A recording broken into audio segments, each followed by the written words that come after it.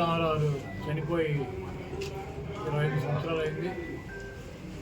ఆయన 30 సంవత్సరాలు సినీ రంగ పరిశ్రమలో అనేక చిత్రాలు నటించి సినీ రంగ పరిశ్రమలో ఆయన్ని ఉన్నతమైనటువంటి స్థానానికి తీసుకొచ్చినటువంటి ప్రజలకి మేలు చేయాలని చెప్పి ఒక రాజకీయ పార్టీ స్థాపించి 9 నెలల్లో అధికారంలోకి వచ్చి అనేక సంక్షేమ కార్యక్రమాలు చేసి నమ్ముకున్నటువంటి కుటుంబం చేతిలో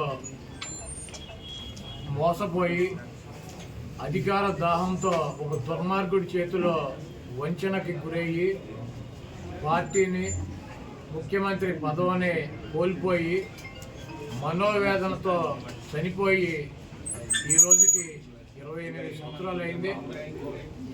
ఎవరైతే ఎన్టీఆర్ పనికిరాడని చెప్పారో, ఎవరైతే ఎన్టీఆర్ దుర్మార్గుడని చెప్పారో, ఎవరైతే ఎన్టీఆర్ని పార్టీ అధ్యక్ష పదవి నుంచి సస్పెండ్ చేసి పక్కన కూర్చోబెట్టారో, ఎవడైతే ఎన్టీఆర్ని ముఖ్యమంత్రి పేరు నుంచి దించి అధికారంలోకి వచ్చాడో వాడే ఆ గజ దొంగే 28 సంవత్సరాలు అయినా కూడా ఎన్టీఆర్ బూట్లు నాకే పరిస్థితి ఎన్టీఆర్ కల్పించాడు.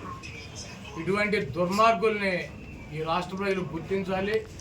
బతుకున్నప్పుడేమో దుర్మార్గుడు అని చెప్పి, ఆయన ముఖ్యమంత్రిగా పార్టీ నాయకుడిగా పనికిరాడని చెప్పి, ఈరోజు సిగ్గు శరము లేకుండా ఎవరైతే ఆయన్ని దించారో అదే కుటుంబ సభ్యులు, అదే వ్యక్తి ఎన్టీ రామారావు గ్రామానికి వచ్చి విగ్రహాలకు దండేయటం, ఎన్టీ రామారావుకి వర్ధంతి చేస్తానని చెప్పటం, ఇటువంటి దుర్మార్గపు ఆలోచనలో పదవి కోసం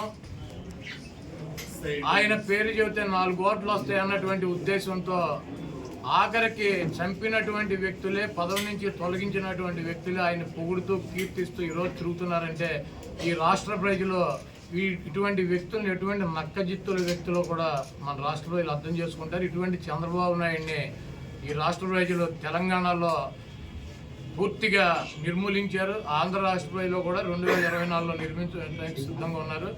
ఏదేమైనప్పటికీ ఎన్టీ రామారావు లాంటి మహనీయుడు ఆశయాలని ముందుకు తీసుకెళ్లాల్సినటువంటి అవసరం ఉంది. కాబట్టి తప్పకుండా ఆయనకి అభిమానిగా 28 సంవత్సరాల నుంచి ప్రతి సంవత్సరం కూడా ఆయన వర్ధంతి జయంతి కార్యక్రమాలు ఇక్కడ పెద్ద ఎత్తున నిర్వహిస్తున్నాం. ఇక ముందు కూడా నిర్వహిస్తాం. ఇటువంటి గుంటనక్కల్ని ఈ రాష్ట్ర ప్రజలు నమ్మొద్దని చెప్పి వారిని తుదముట్టించాలని చెప్పి కోరుతున్నాం.